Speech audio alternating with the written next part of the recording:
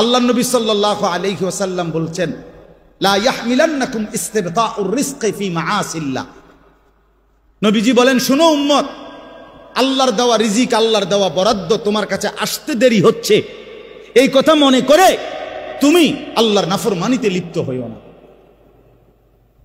আল্লাহ কোন দিন দিব এত ভরসা, আরে এতদিন বইয়ে থাকার টাইম আমার নাই।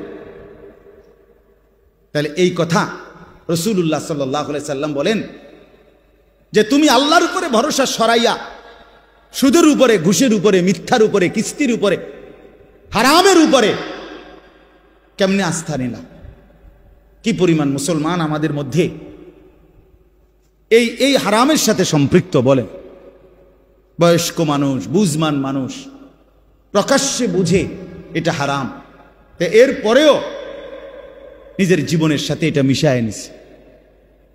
কোরআনুল কারীমের সূরা বাকারার মধ্যে আছে, কোন ব্যক্তিকে জিনে ধরলে, ভূতে ধরলে, যেরকম সে এলোমেলো কথা বলে, আউলা জাউলা কথা বলে, চোখ টোক বিভিন্ন দিকে ঘুরায়, মাথা মুতা লাড়ে, কসম আল্লাহর কোরআনে আছে, আল্লাহ তাআলা বলেন সুদখোর কিয়ামতের দিন এইভাবে মাতালগ্রস্ত, জিনে ধরুন না, ভূতে ধরুন না, মানুষের মতো দাঁড়াবে।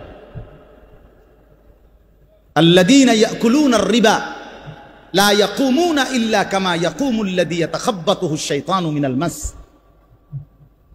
কোরআনে সূরা বাকারাতে আছে, আল্লাহ তাআলা বলেন সুদখোরের পরিণতি হবে, সে দাঁড়াবে এই অবস্থায় যেন শয়তান, জিন, দুষ্ট কিছু তার উপরে আসর করছে, এরকম মাতালের মতো, মাতালের মতো। এজন্য দয়া করে এটা বুঝতে শিখেন।